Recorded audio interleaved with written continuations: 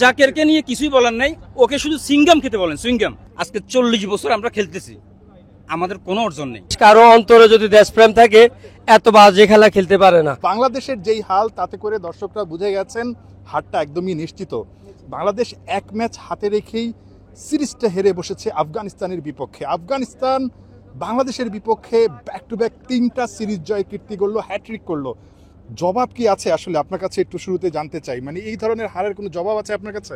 আসল কথা হচ্ছে ওই যে সবসময় বলে মানুষে, আমরা জাতি হিসেবে সবসময় হতাশ। আমাদেরকে না পারছে ফুটবলে জিতে, না পারছে ক্রিকেটে জিতে। আজকে 40 বছর আমরা খেলতেছি, আমাদের কোনো অর্জন নেই, কোনো কিছুই নেই। এই যে আজকে এত কষ্ট করে আবুধাবিতে আসাটা, এই মাঠে আসাটা কিন্তু অনেক কঠিন। সবাই মিলে এরকম আসেন ছুটির মধ্যে, মানে কি, মানে ব্যাটিং দেখে তো আসলে হতাশ হবারই কথা। কার ব্যাটিং সবচেয়ে বেশি হতাশ করেছে? সবার। আপনি দেখেন সবার কে ভালো করছে।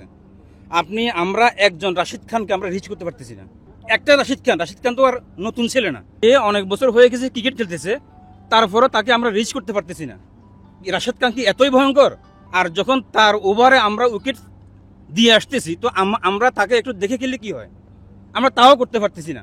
আমাদের বল হচ্ছে 300 বল, মাত্র 191 রান দরকার। What is this? জাকেরকে নিয়ে কিছুই বলার নাই, ওকে শুধু সুইংগাম খেতে বলেন, সুইংগাম। আর সুইংগাম খাওয়ার কতগুলো সিস্টেম আছে, আমরাও সুইংগাম খাই, সবাই সুইংগাম খায়, কিন্তু এভাবে গরু ছাগলের মতো সুইংগাম চাবানো আর আমরা দেখি না কাউকে। মানুষ যখন সুইংগাম খায় তখন ও খেলবে নাকি সুইংগাম খাবে? ওর মাইন্ড তো সবকিছু সুইংগামের ভিতরে চলে যায়, তো সে খেলবে কিভাবে? আমরা টাকা দিয়ে টিকিট কেটে খেলা দেখতে আসি, কিন্তু আমরা হতাশ হয়ে বাসায় ফিরে যাই। আর এভাবে কত বছর আমাদেরকে হতাশ হতে হবে? না, ক্রিকেট একটা প্রতিযোগিতামূলক খেলা, এখানে আসলে হার জিত থাকবে, আর হার জিত থাকাটাই স্বাভাবিক। কিন্তু একটা প্লেয়ারের কাছেও আমরা আসলে ওইভাবে এমন কিছু আশা করতে পারি নাই যে না, এই খেলোয়াড়টা আমাদের আজকের খেলা জিতাবে এবং পরিবর্তন করবে। এখানে অনেকগুলোই সিনিয়র খেলোয়াড় ছিল, কিন্তু কেউই আসলে ওইভাবে রেসপন্সিবিলিটি নিয়ে খেলে নাই। আমরা আসলেই হতাশাগ্রস্ত, এবং কিছু প্লেয়ার আছে যারা কন্টিনিউসলি আসলে খারাপ করে যাচ্ছে, তাদের পরিবর্তন চাই এবং ইমপ্রুভমেন্ট চাই আর কি আমরা ক্রিকেটে। আমার হতাশা হয়েছে আমাদের ব্যাটসম্যানদেরকে খেলা শেখানোর আগে দেশপ্রেমটা শিখাতে হবে। আমার দৃঢ় বিশ্বাস, কারো অন্তরে যদি দেশপ্রেম থাকে এত বাজে খেলা খেলতে পারে না। আফগানিস্তান এত ভয়ঙ্কর কোনো বোলিং অ্যাটাক নাই যেটা আমরা ওদেরকে পড়তে পারি না। আমরা রশিদ খানকে এভাবে খেলছি মনে হচ্ছে যেন শাহনওয়াজ মুরলীধরন থেকেও অনেক ভয়ঙ্কর। তারপরেও এটা একটা সামান্য একটা ছিল, ওকে চেক দিয়ে খেললেও আমরা ছোট একটা টার্গেট ছিল। বলারদের কাজটা ভালো করেছে, কিন্তু ব্যাটসম্যানরা কোনো দায়িত্ব নিয়ে খেলতে পারে নাই।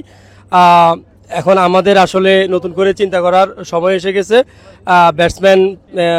ব্যাটসম্যানদেরকে নতুন করে চিন্তা করতে হবে। আসলে আমরা আজকের ম্যাচ নিয়ে সম্পূর্ণ হতাশ। আমরা প্রবাসীরা কষ্ট অর্জিত টাকা দিয়ে আমরা টিকিট কেটে খেলা দেখতে আসি, এরকম খেলা আমরা বাংলাদেশ টিম থেকে প্রত্যাশা করি না। বাংলাদেশ টিম যখন খেলা স্টার্ট করে তখন আফগানিস্তান ক্রিকেট বিশ্বের শিশু। আমরা এই শিশুর কাছ থেকে এখন শেখা উচিত কীভাবে ক্রিকেট বিশ্ব ডোমিনেট করতে হয়। আমাদের প্লেয়াররা কোথায় আমাদের ক্রিকেটকে নিয়ে যাচ্ছে দিন দিন, আমরা আসলে খুবই হতাশ। আমরা চাই বাংলাদেশ ক্রিকেট টিম ওয়ার্ল্ড ক্রিকেটে শাসন করুক। আমরা এখন পর্যন্ত একটা ট্রফি জিততে পারি না, ওইটা ভাই এখন তো অনেক দূর বিশ্বকাপ, আমাদের কোয়ালিফাই করতে হবে। আমার যতটুকু ধারণা, বাংলাদেশ ক্রিকেট যেখানে এখন গেছে বর্তমানে খাদের কিনার, আমার মনে হয় বাংলাদেশ সরাসরি কোয়ালিফাই করতে পারবে না।